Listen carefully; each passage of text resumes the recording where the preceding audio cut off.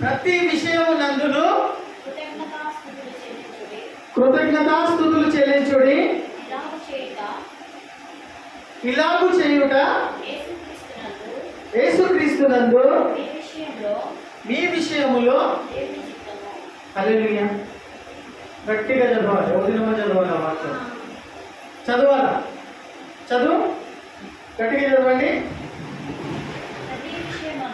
ప్రతి విషయమందు చదవకుండా నాతో పాటు ఈ మాట అనండి. ప్రతి విషయమందు అనండి. ప్రతి విషయమందు కృతజ్ఞతాస్తుతులు చెల్లించుడి. మళ్ళీ అందాం. ప్రతి విషయమందు కృతజ్ఞతాస్తుతులు చెల్లించుడి.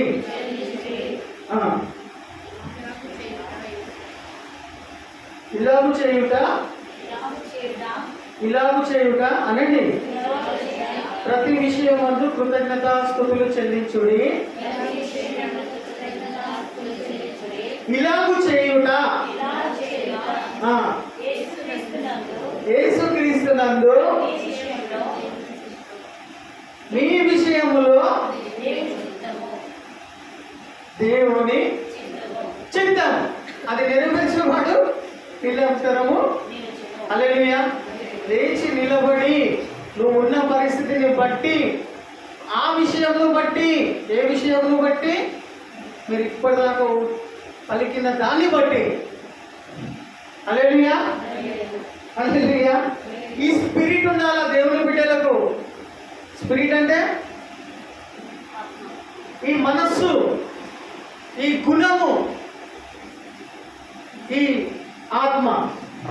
హల్లెలూయా. మరొకసారి అందాం. ప్రతి విషయమందును నువ్వు ఉన్న ఈ పరిస్థితి నందును. హల్లెలూయా. నువ్వు ఉన్న ఈ పరిస్థితి నందును. ప్రతి అనుంది నేనున్న ఈ పరిస్థితి నందును. హల్లెలూయా. కృతజ్ఞతలు చెల్లించాలంట. నష్టపోయి ఉన్నా, సమాధానం లేకుండా ఉన్నా, అప్పుల పాలై ఉన్నా, విలువలేని పరిస్థితిలో ఉన్నా, ఇవన్నీ నష్టమే కదా? నష్టమే కదా? ఈ పరిస్థితిలో ప్రతి విషయం అంటే ఇది కూడా వస్తుందా రాదా? ఈ విషయం అందులో నేను ఏం చేయాలంట? నష్టపోయి ఉన్నా, ఏదున్నా, అర్థం కాని పరిస్థితి ఉన్నా ఏం చేయాలంట? దీన్ని బట్టి హల్లెలూయా కృతజ్ఞతలు చెల్లించాలంట. అలా చేయుట హల్లెలూయా. అలా చేయుట ఏంది? అర్థమైతే లేదు కదా? ఎట్లొస్తుంది మనసు, హృదయము? ఇన్ని ఉన్నాయి, ఇన్ని బ్యాక్లాగ్స్ ఉన్నాయి, ఇన్ని సైడ్ ఎఫెక్ట్స్ ఉన్నాయి నాకు. అయినా ఆ పరిస్థితిని బట్టి నేను ఏం చేయాలంట? లేచి నిలబడి మనమందరము నేను ఏమైతే కలిగి ఉన్నానో ప్రభువా. పాట పాట కాదు. హల్లెలూయా. కరెక్టే అది మాట.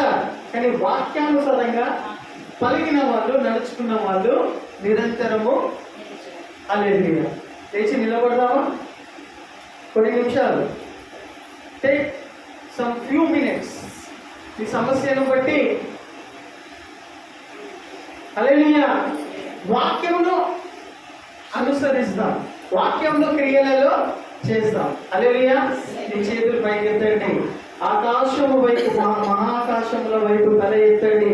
నీ హృదయములో, నీ మనసులో దేవునికి ఇచ్చిన సమయాన్ని బట్టి ప్రతి విషయమునందును, ఇప్పుడు నువ్వు ఉన్న పరిస్థితిని అందులో అదేమై ఉన్నా ఈ పరిస్థితిని బట్టి నీకు స్తోత్రములు ప్రభువా. ఏం చెప్తున్నది?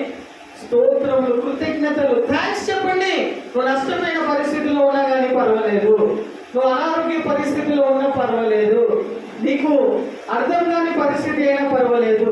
Lift up your hands. ప్రభువా నీకు స్తోత్రములు, స్తోత్రములు, స్తోత్రములు. మీ ఆత్మతో, మీ మనసుతో, మీ నోటితో భీకరమైన స్వరములతో దేవునికి స్తోత్రములు చెల్లించాడు.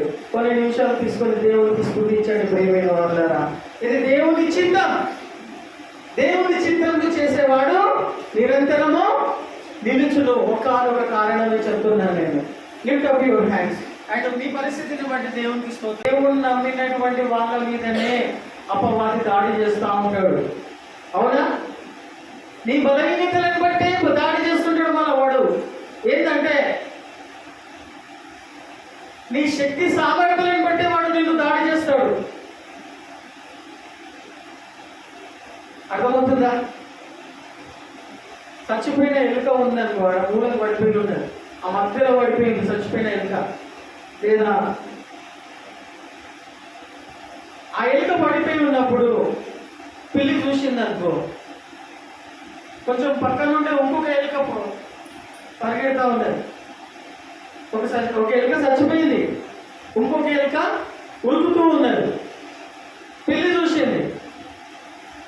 ఆ చచ్చిపోయిన ఎలుక దగ్గరికి పోతుందా, ఉరుకుతున్న ఎలుక దగ్గరికి పోతుందా పిల్లి?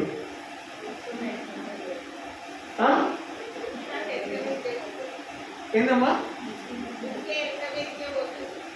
ఎందుకు అది తినాలి కదా, మనం దాన్ని పట్టుకోవచ్చు కదా. చచ్చిపోయింది, అది ఇట్లాగా చచ్చిపోయింది. దాని తర్వాత వచ్చినది కదా, దీన్ని మాత్రం నేను ఉడకనియా, దీన్ని ఉడకనియా, దాన్ని ఎట్లాగైనా పట్టుకొని తింటానని. క్రైస్తవులు ఎవరంటే ఉరుకుతున్న ఎలుక పిల్లలతో సమానం.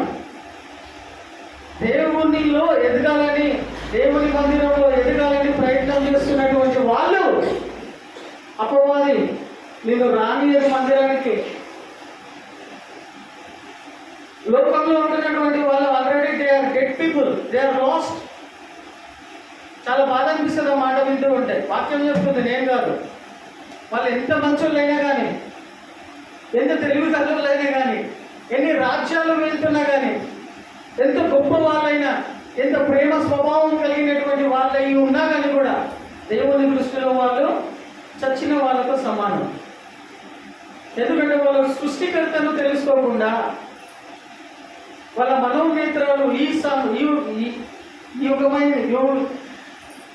ఈ లోకంలో ఉన్నటువంటి యుగ సంబంధమైన దేవత వాళ్ళ మనోనేత్రాలను గుడ్డితనము కలగజేసి పెట్టేసింది. అన్ని కరెక్టే, అన్ని దారులు ఒకే నదికి వెళ్ళి కలుస్తాయి, అందరూ ఒకటే. ఏమేమో నానా విధమైన కారణాలు చేత వాళ్ళ సృష్టికర్తను, రక్షకుని, విమోచకుని తెలుసుకోకుండా ఉంటున్న వాళ్ళందరూ కూడా చచ్చిపోయిన ఎలుకతో సమానం. ఉదాహరణకి పిల్లి వాళ్ళ జోలికి వెళ్ళలేదు, వాళ్ళని అసలు టచ్ కూడా చేయదు. ఎందుకు చేయదు? సంవత్సరానికి ఎన్నో పండుగలు వస్తాయి, వాళ్ళు ఎన్నో ఆచారాలు, ఎన్నో పద్ధతులు, అవే చేసుకుంటే వెళ్తారు వాళ్ళు. ఈ ఉరుకుతున్న ఎలుక ఉంది చూడు, దేవుని మందిరానికి రానియదు. దేవుని మందిరానికి పొద్దుగా లేచి రెడీ అయిపోయి వెళ్దామనుకున్నటువంటి సమయాలలో ఏదో ఒకటి చేస్తుంది, సిద్ధపడకుండా చేస్తుంది. ఏ కారణాల చేత మీరు సమయానికి దేవుని మందిరం, ఉదాహరణ ఒకనొక కారణమే చెప్తున్నానే, సేవకులమైనా విశ్వాసులైనా సంఘము పట్ల మనం ఆసక్తి చూపించి రాలేకపోతున్నామంటే somebody is stopping you. వాటికి చోటిస్తున్నాం కాబట్టి ప్రియమైన వాళ్ళారా, మన విశ్వాసం